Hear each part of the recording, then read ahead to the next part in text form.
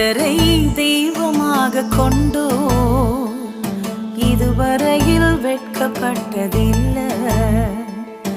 அவரையே ஆதரவாய் கொண்டோ நடுவழியில் நின்று போவதில்லை.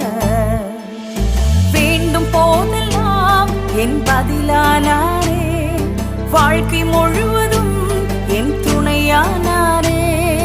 ஜெபிக்கும் போதெல்லாம்